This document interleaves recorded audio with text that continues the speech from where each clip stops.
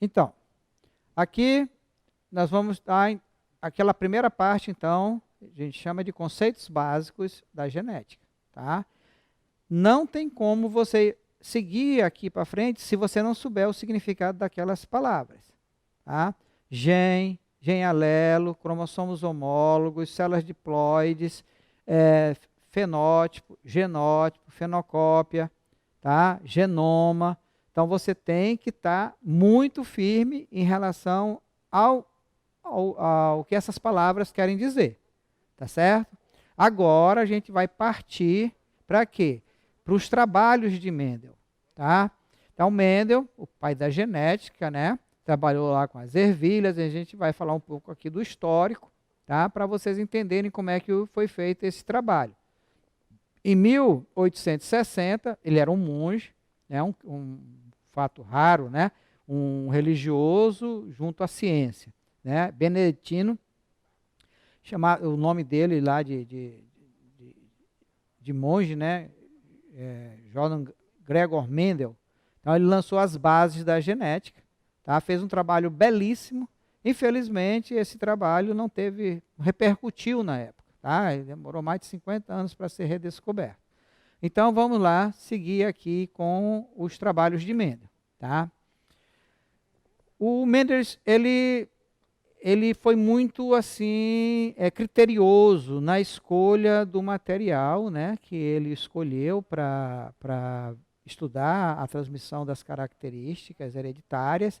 Ele escolheu uma espécie de ervilha de cheiro, a Pinus sativum, né?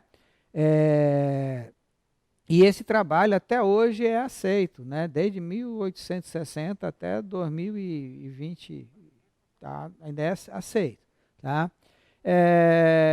Ele publicou numa revista científica esse trabalho dele em 1868 e ficou esquecido até o começo do século passado, 1910, por aí ele foi redescoberto.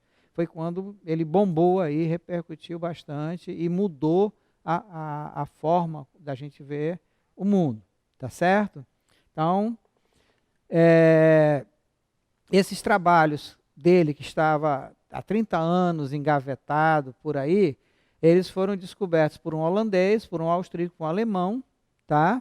O principal que é citado nos livros é o Hugo de Vries, esse primeiro aqui, normalmente vem esse nome aqui, de Vries, e outros, que são esses dois aqui, tá? Trabalhando de maneira, né, independentes, eles chegaram à mesma conclusão que o Mendel havia chegado 30 anos antes. E aí foram fazer um levantamento bibliográfico e descobriram que o que eles tinham acabado de descobrir já tinha sido feito antes. E eles vão reivindicar, então, para Mendel o título de pai da genética, que acaba sendo dado a ele, tá? Em homenagem. Então, aqui tem o Hugo de Vries, tá? O Eric, aqui, e aqui o Correns, tá? Que são os três aí que, pelo esforço deles, né, também de entender como é que as características eram transmitidas dos pais para os filhos, né, acabou redescobrindo o trabalho de Mendel e abriu uma luz imensa aí na evolução, na genética, no estudo do DNA. Daí para frente deslanchou muitas pesquisas e a gente começou a entender um pouco mais do que a gente sabia antes deles redescobrir o trabalho do Mendel. Beleza? Um pouco da história aí para vocês. Então vamos lá. A primeira lei de Mendel.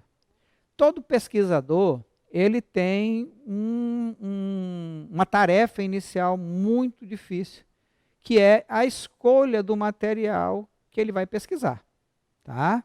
E quando se vai estudar transmissão de características de pais para filhos, para que ela tenha um valor científico, estatístico, que característica que tem que ter esse material, tá? Então, é imprescindível que esse material ele seja, de fato, fácil cultivo, tá? Não exija muito nutriente, tá? E nem muito espaço, tá? Ele vivia num mosteiro, tá? Então não tinha essa fartura toda. E lá se põe no lugar dele, lá em 1800, 1840, 1830, por aí. Tá?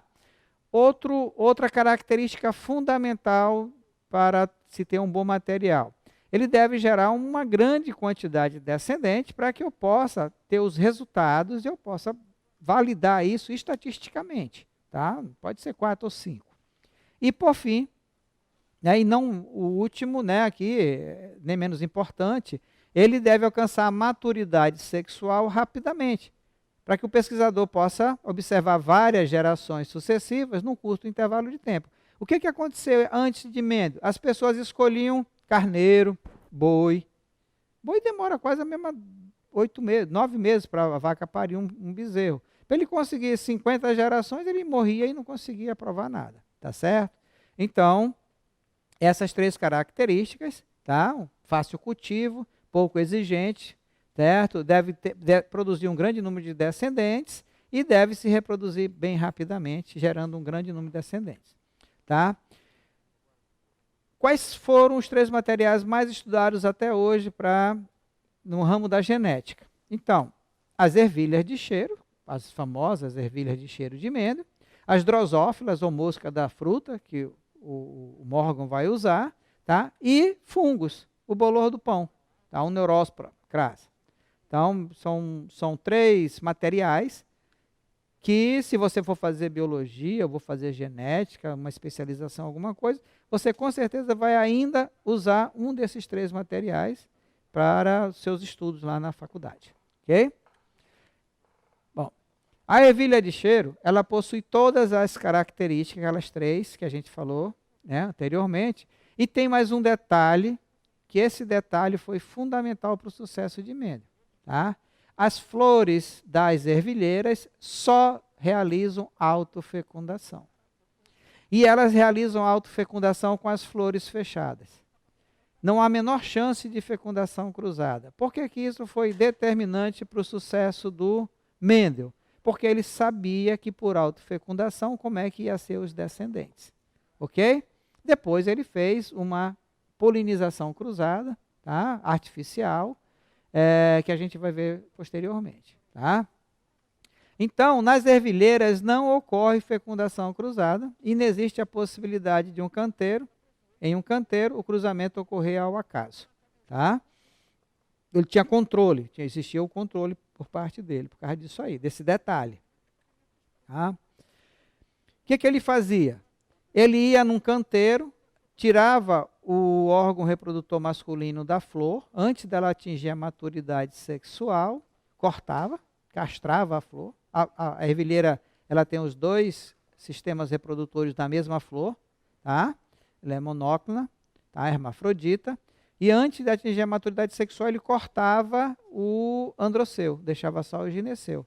Para quê? Para evitar a autofecundação.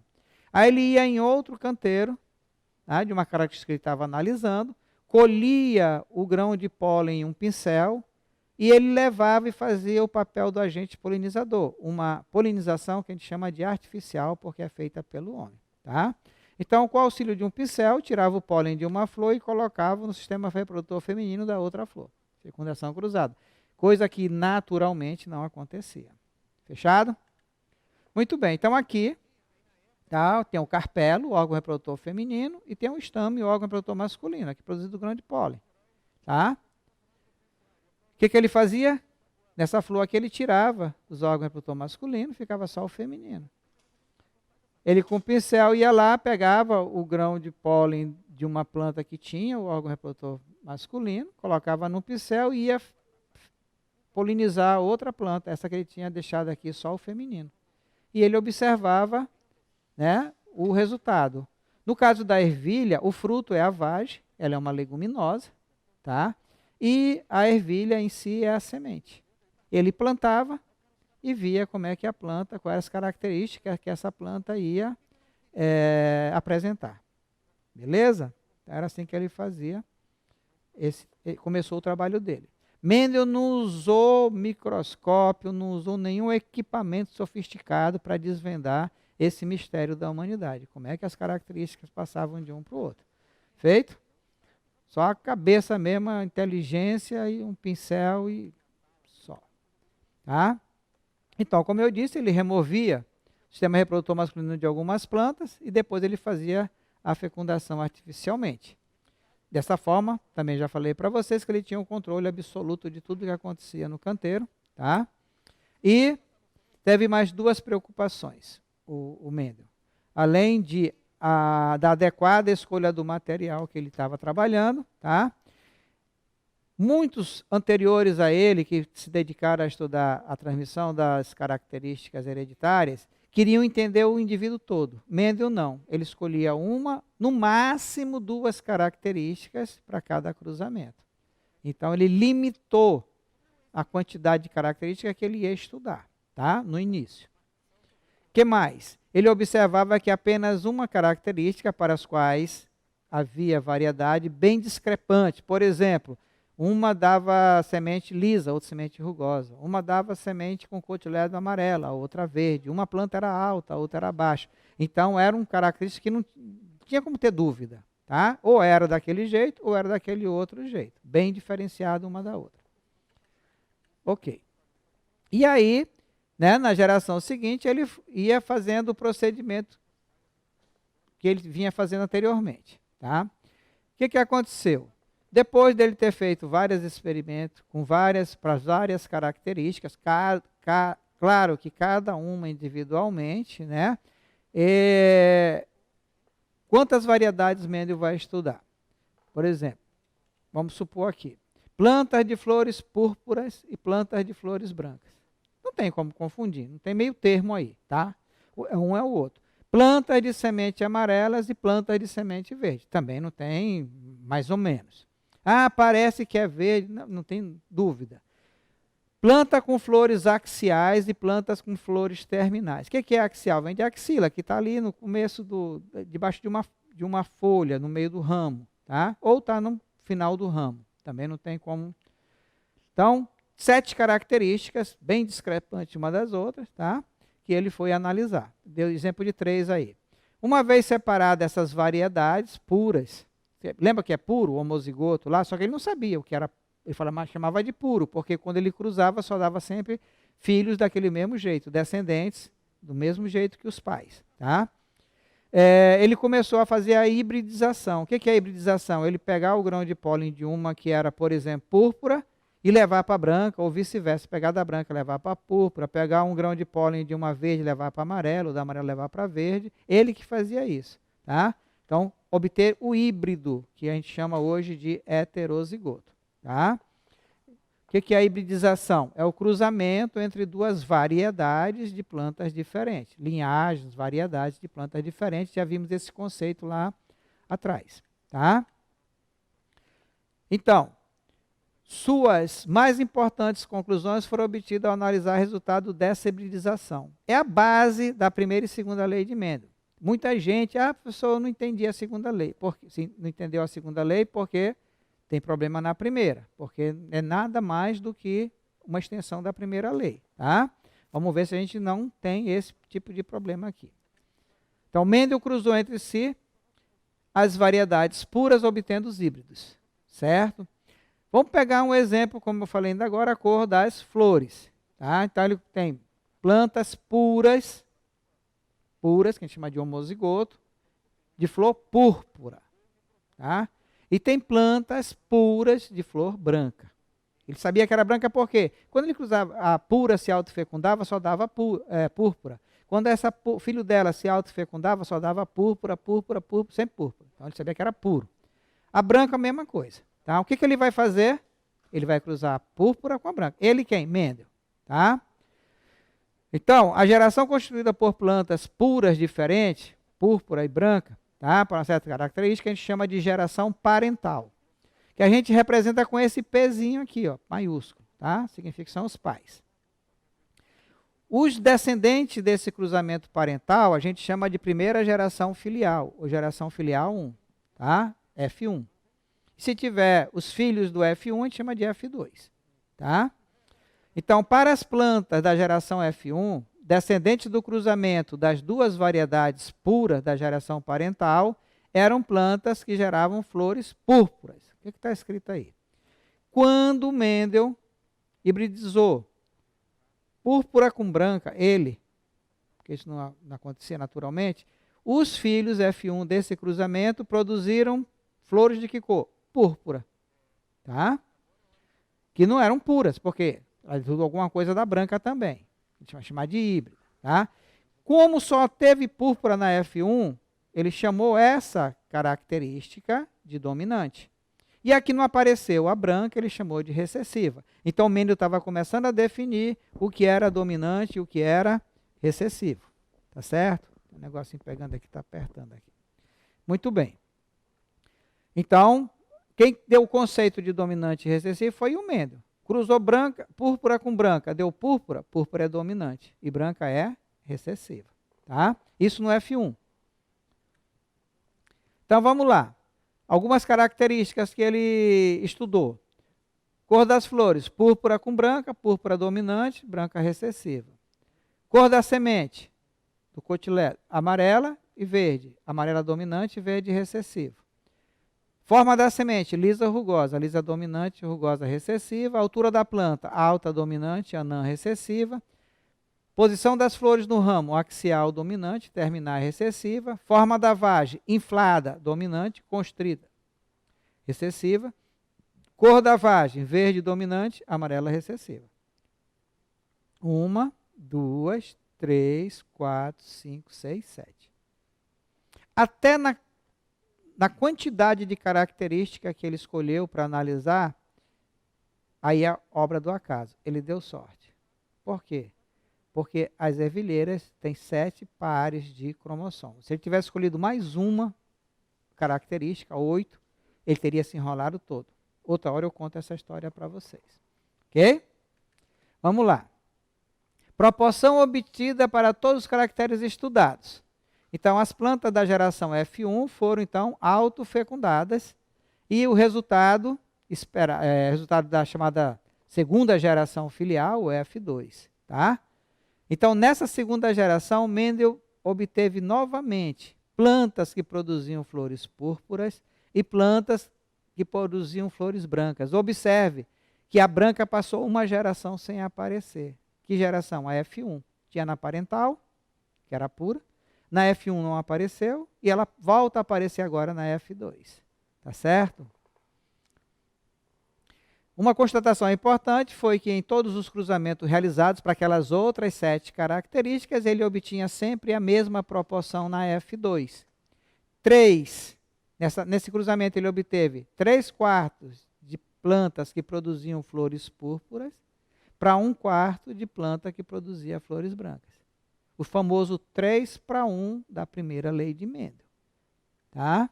Então aqui, representando no esquema o que eu acabei de falar para vocês. Geração parental, flores púrpuras, ele hibridizou com a branca. O que foi que ele obteve no F1? Só plantas que produziam flores púrpura. Como essa aqui predominou sobre a branca, ele chamou essa aqui de dominante e a branca de recessiva. Tá? Quando ele deixou essa F1 aqui se autofecundar, ele obteve a proporção de 3 púrpura, flores púrpura para uma branca. Certo? 3/1. Beleza? Então aí, nesse quadro, nós temos o resumo do que eu acabei de falar para vocês. Aqui são todos os cruzamentos que ele fez com os resultados que ele obteve. Forma da semente, lisa e rugosa. Tá? Ele obteve 2,96 para 1, quase 3. Cor da semente, 3,01 para 1. Forma da vagem, 2,95 para 1. Cor da vagem, ele obteve 2,82 para 1. Cor da flor, ele obteve 3,15 para 1. Posição das flores nos ramos, ele obteve 3,14 para 1. E a altura da planta, ele obteve 2,84 para 1. Tudo próximo do 3 para 1. Lembrando que esse 3 para 1 é estatístico, né? Não é uma coisa exata, aproximado. Tá bom? Muito bem. Então, algumas perguntas que a gente precisa saber responder para dizer que entendeu. Né? Você entendeu o que eu falei até agora? Então vamos ver se você conseguiu mesmo. O que Mendes tinha que responder? Número 1. Por que a característica flor branca havia aparentemente desaparecido na geração F1? Por quê?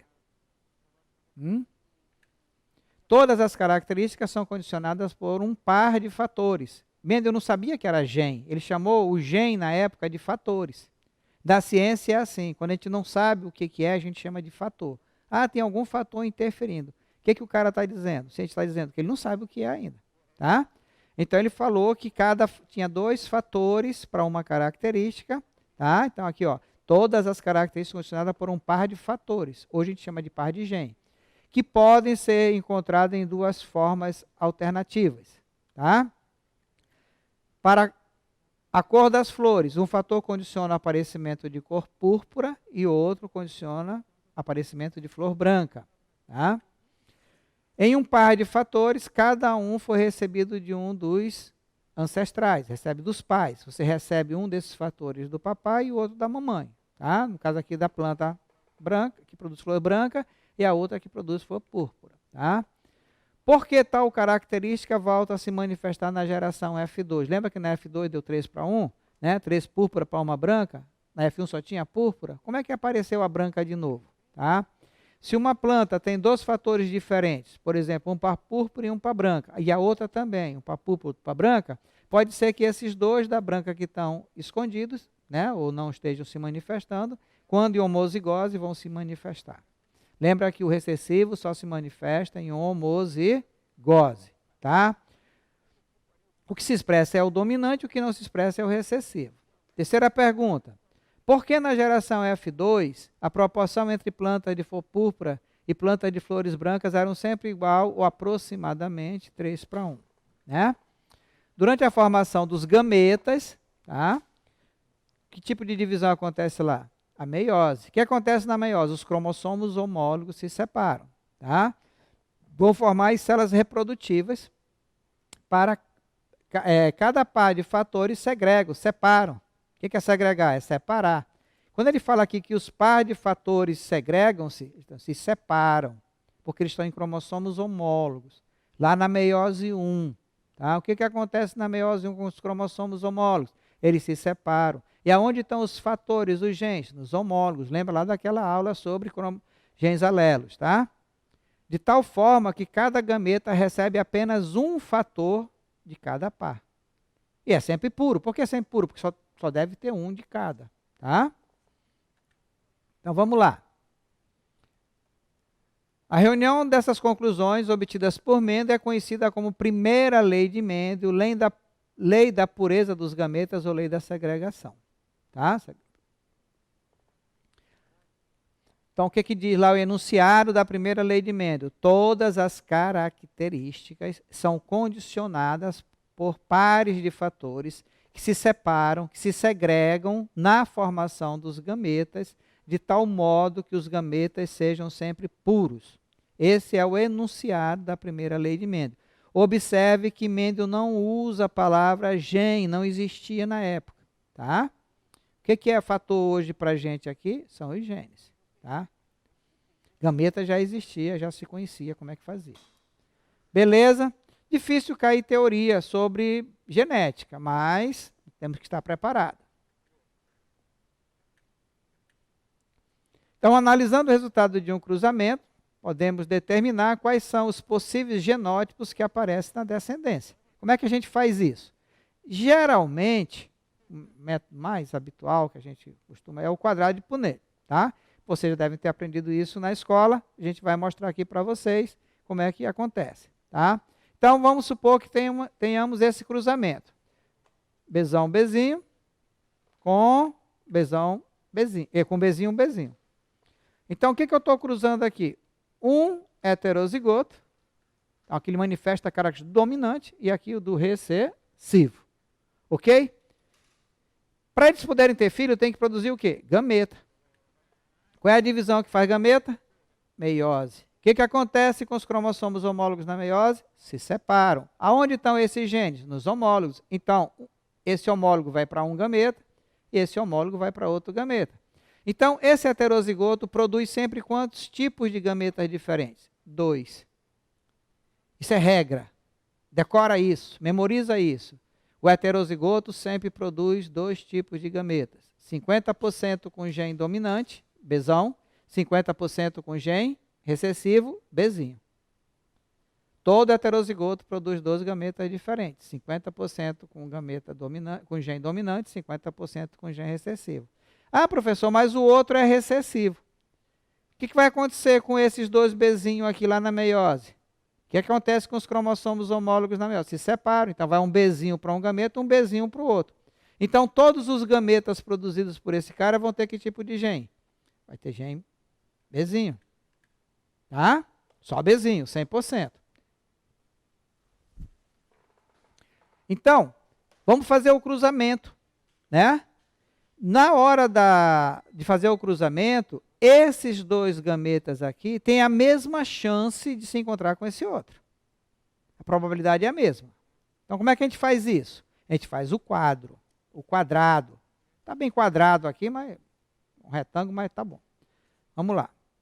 Então, aqui, eu vou colocar os gametas produzidos por esse cara aqui, ó. E aqui, eu vou colocar os gametas produzidos por esse cara aqui. Tá certo?